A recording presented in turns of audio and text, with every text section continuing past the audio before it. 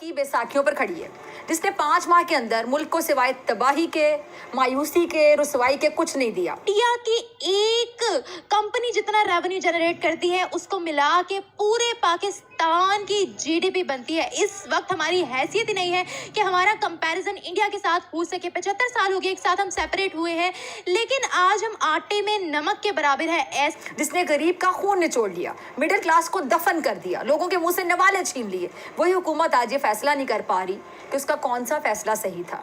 वही हुकूमत अपनी हर कही हुई बात की खुद नफी कर रही है। ऐसा कहा गया है पाकिस्तान के मीडिया पर्सन की जानिब से। अगर हम वर्ल्ड वाइड बात करें, इस वक्त इंडिया टॉप रैंकिंग्स पे आ रहा है और पाकिस्तान इस रैंकिंग लिस्ट में कहीं पर भी नहीं मौजूद।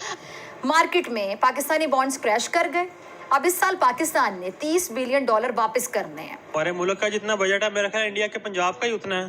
तो कंपनी का कह सकते हैं आप?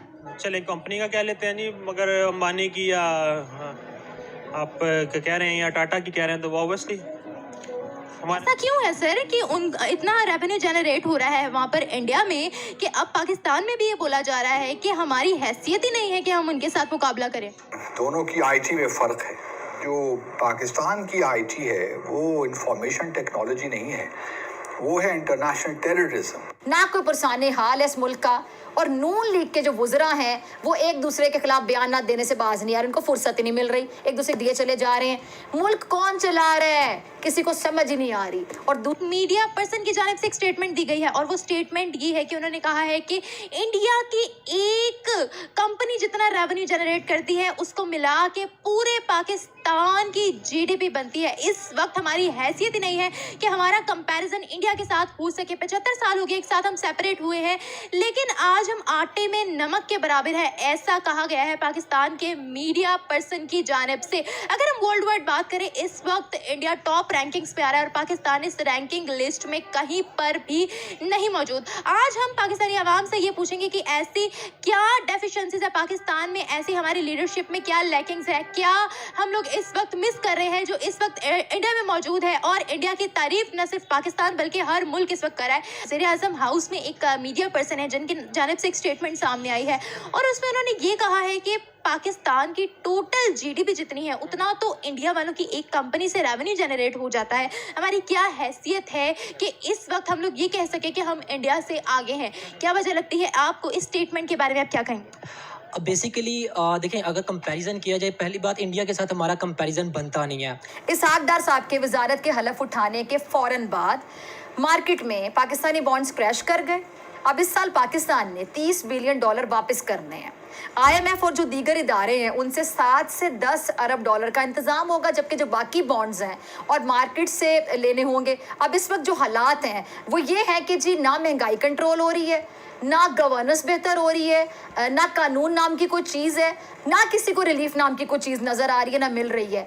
अब उनकी सिर्फ आप मेन चीज़ उनकी डेवलपमेंट है ना, उनकी आप ग्रास रूट लेवल में देखें, स्टेम एजुकेशन है।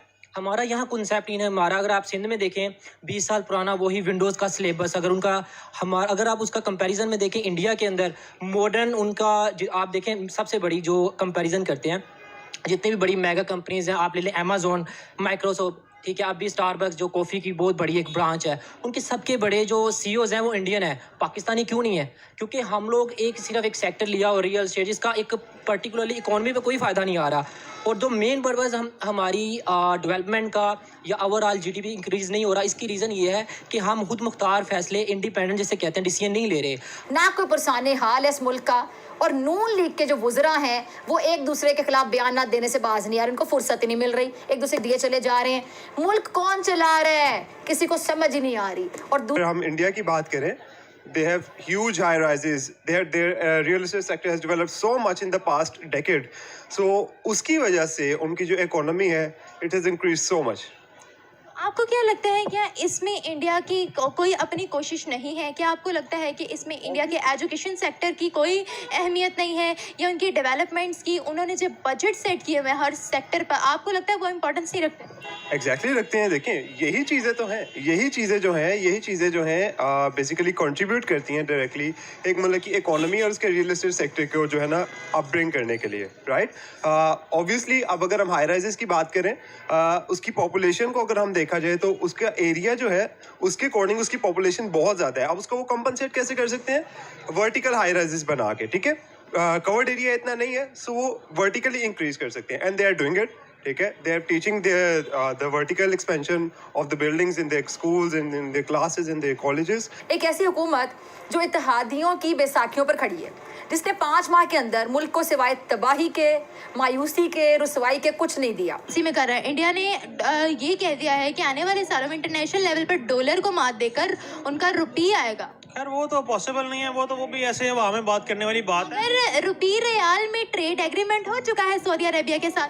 IMF और जो दीगर इदारे हैं उनसे 7 से 10 अरब डॉलर का इंतजाम होगा, जबकि जो बाकी बॉन्ड्स हैं और मार्केट से लेने होंगे। अब इस वक्त जो हालात हैं वो ये है कि जी ना महंगाई कंट्रोल हो रही है, ना गवर्नेंस बेहतर हो रही है, ना कानून नाम की कोई चीज़ है, ना किसी को रिलीफ नाम की कोई चीज़ नज़र आ रही है, ना मिल रही है। 10,000 का लियो, वैसे आपके पास 10,000 की चीज़ तो नहीं होगी, इससे बहुत महंगी चीज़ होगी जो बहुत सस्ती भी होगी। चले 10,000 का अगर आपके पास कोई जोड़ा पड़ा हुआ है, कोई पुराना जोड़ा पड़ा हो शायद, उस पर ना आप इमरान खान के दस्तखत ले लें मरियम साहिबा।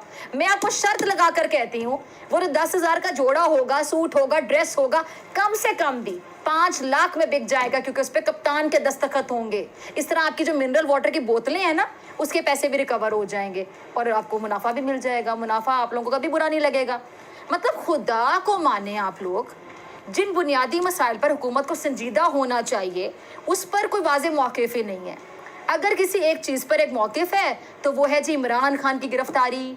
इमरान खान को कैसे दीवार के साथ लगाया जाए, कैसे कॉर्नर किया जाए, कैसे खुडे लाइन लगाया जाए इमरान खान को। माइनस इमरान खान एक वाहिद नुक्ता है जिस पर मुस्लिम लीग नून की पूरी जमात और 1 दर्जन से ज़ायद जमातों के इत्तेहाद में इत्तफाक है, एक पेज पर हैं ये लोग कि किस तरह इमरान खान को खुडे लाइन लगाना है। इसलिए इमरान खान के खिलाफ केसेस, इल्ज़ामात और FIR की बारिश हो रही है, बाकायदा बरसात हो रही है। ज़रताज गुल साहिबा, ज़रताज साहब, सबसे पहले जो फैसला आया इस हवाले से मैं जानना चाहूँगी आपकी क्या राय है, और ये जो इसमें थोड़ा सा जो डिले आ गया या ये तूल पकड़ता गया, ये जल्दी भी हो सकता था, इस हवाले से भी आपका कॉमेंट चाहूँगी। सबसे पहले तो मैं ये समझती हूँ कि जो इम्पोर्टेड हुकूमत है, ये जो PDM का टोला है जो ज़मीर फरोशी करके और मिर जाफ़र और मिर सादिक बन के और बैरूनी अकाओं के इशारों पे जिस तरीके से वो उनका लायकार बन के मसनद के ऊपर बैठे हुए, उन्होंने हर बार इस्तेमाल किया एक ऐसे लीडर के ख़िलाफ़ जो कि एक इलेक्टेड प्राइम मिनिस्टर था, जिसके पास 1 करोड़ 70 लाख वोट था, जिसने कश्मीर का मुकदमा लड़ा, जिसने शान रसूल का मुकदमा लड़ा, जिसने